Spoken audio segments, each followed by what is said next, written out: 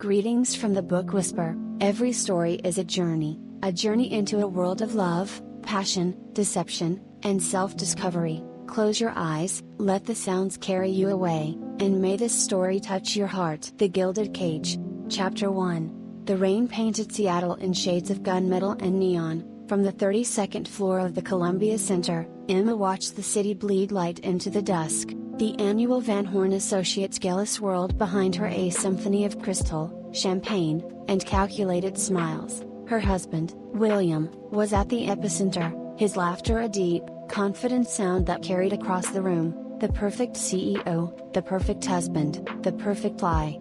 Contemplating the existential void, or just the traffic, a voice murmured beside her. Emma didn't need to turn. The scent of his cologne, sandalwood, and something indefinably reckless announced Oliver, her husband's oldest friend, his most trusted legal counsel, and the man who, for the past 6 months, had been meticulously dismantling the foundation of her life with his hands and his whispers. "The void looks more organized," she said, finally glancing at him. He held 2 flutes of champagne. He passed her one, his fingers brushing hers. A tiny, illicit circuit completed. "William's looking for you, the Japanese investors are enraptured, he wants the full picture, the visionary architect, the beautiful wife. I'm not a prop, Oliver. Aren't you?" His smile was a razor's edge, charming and dangerous, the crowning jewel in the Van Horn empire. "Your designs built this tower, but he gets the keys to the kingdom." The familiar ache, dull and heavy, settled in her chest. William hadn't always been this way. The ambitious young developer who'd fallen for the brilliant architecture student had been passionate, supportive, but success had crystallized him, turned warmth into polish. Now, her award-winning firm existed to bolster his brand, her ideas were vetted for marketability, her time was a scheduled asset. "Don't," she said softly. "Don't what?" "Speak the truth." He leaned closer, his shoulder almost touching hers. "I see you, Emma. The way you look at your own blueprints like they're ghosts of what they could have been. He's built you a gilded cage." The word cage echoed. It was what she'd whispered to Oliver in a moment of drunken despair 3 months ago at a charity auction. He'd listened, truly listened, his gaze holding hers with an intensity William hadn't shown in years. That night, in the shadowy alcove of the museum's garden, he hadn't offered empty platitudes. He'd kissed her, and she, starved for recognition, for a feeling that wasn't strategic affection, had kissed him back. The affair was a secret held in stolen hours, late client meetings, weekend site visits out of town. It was passion forged in shared resentment, a dangerous alloy. Oliver understood her professional frustrations because William sidelined him, too, keeping him as a fixer, denying him a full partnership. Their bond was a conspiracy of two. "He's coming over," Oliver said smoothly, his expression shifting seamlessly to one of jovial camaraderie as William approached, his arm already extended to encircle Emma's waist. "There's my secret weapon," William boomed, pulling her close. His kiss on her temple was proprietary. "Oliver, stealing my wife's attention?" "Just admiring the view she created," Oliver replied, clapping William on the back. The performance was flawless. Emma felt a surge of nausea. The deceit was a living thing now, coiled tight in her gut. Later, in the back of the silent town car, William scrolled through emails. "The Sato deal is locked." Oliver finalized the last clauses. "He's useful, that one," he said it like praising a well-trained dog. Emma stared out at the rain-smeared city. "He's your friend. Business comes first, darling.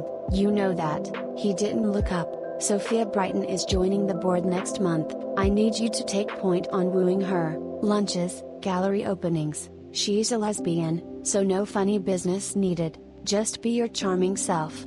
The crass calculation stole her breath. Even friendship was a transaction, of course, she heard herself say. The good wife. That night, lying beside William's sleeping form, Emma opened a hidden messaging app.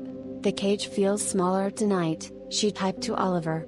The reply was instantaneous. "I have the key. Meet me tomorrow, the usual place." Chapter 2. The usual place was a modern estrandel on Bainbridge Island, all glass and exposed steel, perched on a cliff edge. It belonged to a client of Oliver's who was never in the country. Here, they were different people. Emma was no longer Mrs. Van Horn, she was just Emma, her laughter loud and uncurated, her passion fierce and unfiltered. The next afternoon, tangled in the crisp white sheets with the sound of the Pacific below, Oliver traced the line of her jaw. "I can't do this forever, Emma." The lying, watching him touch you. Her heart hammered. This was the precipice they'd been circling. "What are you saying?" "I'm saying it's time." He sat up, his back to her, muscles tense. "I've been gathering information. William isn't just ambitious, he's fraudulent. The new waterfront project, the environmental impact reports are forged. The safety certifications for the residential tower in Queen Anne, bought and paid for. It's a house of cards." Emma sat up, pulling the sheet around her. A cold dread seeped through the postcoital warmth. "Oliver, why are you telling me this?" He turned, his eyes burning. "Because when it falls, I don't want you buried in the rubble. Because I love you." The words hung in the salty air, terrifying and thrilling. "We need to be strategic. We take the information to the right people, at the right time. He'll be ruined, you'll be free, your firm will be uncontaminated if we play it right." It was a coup dressed as a rescue. The architect in her saw the blueprint, elegant, devastating. The wife in her felt a shiver of horrified guilt. The woman in love with Oliver saw a door swinging open. "And us?" she whispered. He kissed her, hard, a new beginning. "Somewhere he can't touch us." In the following weeks, Emma became a double agent. She dutifully charmed Sophia Brighton, who turned out to be sharp, witty, and genuinely interested in Emma's work. She played the hostess at William's events, all while secretly copying files from his home office when he was in the shower, using passwords she'd watched him type 1,000 times. She fed everything to Oliver. The tension was a constant hum. At a dinner party, she caught Charlotte, William's impeccably dressed and perpetually observant sister, watching her over the rim of a wine glass. Charlotte, who sat on the board and had always viewed Emma as a social climbing accessory. "You seem revitalized, Emma," Charlotte purred. "Busy with new projects?" "Just the usual," Emma deflected, feeling exposed. Meanwhile, her friendship with Sophia deepened. They met for coffee at a tucked-away cafe in Pioneer Square. "You know, for a woman who designed the city's most talked-about tower, you seem remarkably unfulfilled," Sophia said bluntly one afternoon. Emma, startled into honesty, almost confessed everything. She bit it back. "It's complicated. It always is with men like William," Sophia said, her gaze knowing. "They build monuments, not homes." The words resonated, but Emma was in too deep. Oliver's plan was set. The leak would happen at the annual Founders' Dinner, the company's most public event. An anonymous packet would be delivered to the press, the investors, the city council. William's empire would crumble in a single night. Chapter 3. The night of the Founders' Dinner arrived. The Museum of History and Industry was transformed into a temple of wealth. Emma wore a sheath of emerald green, feeling like a grenade dressed in silk. Oliver, across the room in a tuxedo, gave her a barely perceptible nod. The packages had been sent. The clock was ticking. William was in his element, giving a speech about legacy and integrity. Emma's bums were slick with sweat. She scanned the crowd, Charlotte's cool smile, Sophia's attentive frown, Henry, the kindly old CFO who'd been with William's father, Matteo, the ambitious young COO, hanging on every word. As William reached his crescendo, a ripple went through the back of the room, a murmur, heads turned. A young reporter pushed forward, phone in hand. William faltered, his teleprompter smile freezing. But the ripple wasn't moving toward William. It was moving toward Oliver.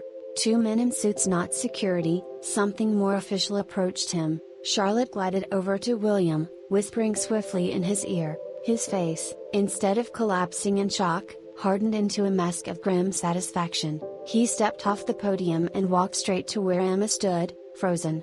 "It seems," William said, his voice low enough for only her to hear, "that our friend Oliver has been engaged in some highly creative accounting, embezzlement, to be precise, funneling funds through dummy corporations tied to our overseas projects. The evidence is quite overwhelming. The SEC is very interested." The floor dropped away, Emma's vision tunneled. She saw Oliver, pale and protesting, being led away. His eyes found hers, a flash of panic, then a chilling, calculated blankness before he looked away. How long have you known?" she managed to choke out. William guided her by the elbow, a gesture of support to onlookers, a vice-like grip to her. Long enough, Charlotte's been suspicious for months. We let him dig his own grave. He got greedy, thought he could frame me with those fake reports he was concocting. He leaned in, his breath hot on her ear. But you already know about those, don't you, darling? Her blood turned to ice. He steered her into a private anteroom. The mask of the gracious host fell away, revealing something cold and alien. Did you really think I didn't know? The changed passwords you kept resetting? The files accessed from your laptop at 2 a.m.? The rental car records to Bainbridge? He shook his head, a parody of disappointment. I have cameras in my home office, Emma. I've seen every document you copied. She was hollow, a shell cracking. You watched? I protected, he corrected, my assets, my company, my reputation. Oliver was a cancer, he was always jealous, and you were the perfect vector. So unhappy, so easily manipulated. The full, horrific scope of his betrayal unfolded. He hadn't just discovered the affair, he had orchestrated its exposure. He'd used her as bait, as the delivery mechanism for Oliver's self-destruction. Why not just stop me? She whispered, tears of rage and shame finally falling. Because a betrayed, manipulated wife is a powerful sympathetic figure. Once Oliver is dealt with publicly, you and I will go to therapy. We'll do a heartfelt interview with Forbes about overcoming treachery and strengthening our bond. Our brand will be stronger than ever. You'll stay, you'll smile, and you'll design whatever buildings I tell you to. Or he let the word hang, or you'll be implicated as his willing accomplice. Who would believe the poor, duped wife knew nothing about the money? I have footage of you stealing corporate documents. It's a prison sentence, Emma. The gilded cage hadn't been opened, its bars had simply closed tighter, electrified. You're a monster, she breathed. I'm a realist, he said, straightening his cufflinks. Now dry your eyes, we have to go outside and face the cameras. Look devastated, but stand by me, it's the only play you have left. Chapter 4.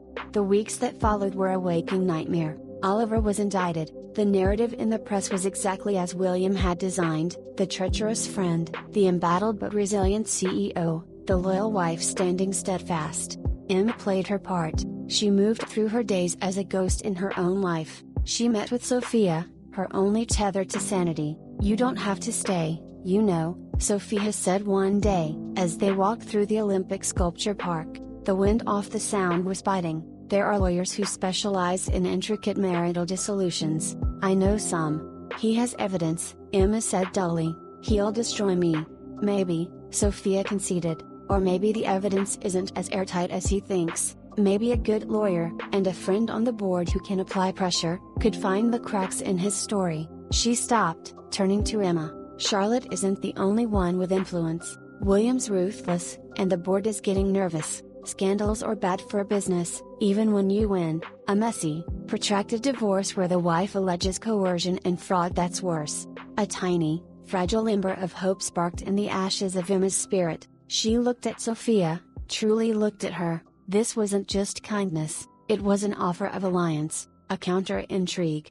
She began to dig, not for Oliver this time, but for herself. She was more careful than ever, using skills she'd honed during her illicit activities. She revisited the files she'd copied. She looked not at the forgeries Oliver had planted, but at everything else. She found shell companies, but they were in William's handwriting, not Oliver's. She found transfers that predated Oliver's alleged scheme. Piece by piece, a different picture emerged. Oliver had been embezzling, yes, but William had known. He'd allowed it, even facilitated it, using Oliver as a disposable scapegoat for his own, larger-scale financial manipulations. The forged reports? They were real, but William had ordered them. Oliver had merely been the broker. William hadn't just outmaneuvered them, he had used Oliver's crime to bury his own. Emma took her findings to Sophia, who introduced her to a relentless, discreet attorney named Evelyn Shaw. It's dangerous, Evelyn said. If we move, we have to be decisive. We need an unimpeachable witness. The witness came from the most unexpected place. Matteo, the ambitious COO, requested a private meeting with Emma. In a quiet corner of the office after hours, he was nervous. I admired Oliver, he said. He was a mentor, Before he was arrested, he gave me an envelope, said to keep it safe, and to only give it to you if something happened to him. The envelope contained a single USB drive and a note in Oliver's flowing script. Emma, if you're reading this, he won, and you're in danger. This is the insurance policy I should have used. It's everything: his orders, my voice memos confirming his instructions, bank trails. Use it to save yourself. For what it's worth, I did love you. It was the one real thing in all this filth. It was a confession and an absolution. He had loved her, but he had also used her. And in the end, he'd left her the key not to the cage, but to the locksmith's workshop. Chapter 5. The final act played out not in a gala, but in a bland conference room during a special board meeting. William had called it to solidify his control, to present himself as the cleansed leader. He was midway through his presentation when Evelyn Shaw, accompanied by a process server and two of Sophia's board allies, entered. Emma followed, her back straight, clutching a folder containing not just Oliver's USB drive, but her own compiled evidence. What is the meaning of this? William demanded, his composure slipping for the first time. This is a motion for immediate removal of the CEO, Sophia stated calmly, and the serving of dissolution of marriage papers, along with a civil suit for coercion, financial fraud, and emotional distress. The next hour was a blur of legal jargon, raised voices, and the slow, dawning horror on William's face as he realized the evidence wasn't just Oliver's, it was his own. Audio clips of him directing Oliver to handle the inspectors, emails about fund transfers, it was all there, time-stamped, corroborated. He looked at Emma, not with anger, but with a kind of stunned incomprehension. You betrayed me. The irony was so profound it stole her breath. She said nothing. She didn't need to. The board voted. William Van Horn was removed, effective immediately, pending a full investigation by federal authorities. Outside, in the weak Seattle sun, Emma stood alone on the sidewalk. The battle was won, but the war had cost her everything: her marriage, her innocence, her trust. Oliver awaited trial. William would likely face his own. She was free, but freedom felt vast and terrifying and empty. A town car pulled up. Sophia rolled down the window. Need a ride? Emma looked at the woman who had become her unlikely savior. Where to? Anywhere you want, Sophia said. Your firm is yours again. Your life is yours again. It's time to build something for yourself. Something real. Emma got in the car. As it pulled away from the curb, she didn't look back at the gleaming tower she had designed. She looked ahead, through the windshield, at the sprawling, messy, rain-washed city. It was no longer a gilded cage, but a blank canvas, scarred and complicated and full of possibility. For the first time in a long time, the future was an unwritten blueprint, and the architect, at last, was herself. And just like that, another journey on the Book Whisper comes to an end. We hope it was worth your while. If this story found a place in your thoughts, help us keep the magic alive. Subscribe and hit the bell so you never miss the next world we explore. Your like is the best signal telling us which tales to tell more of. Thank you for listening. Until the next adventure.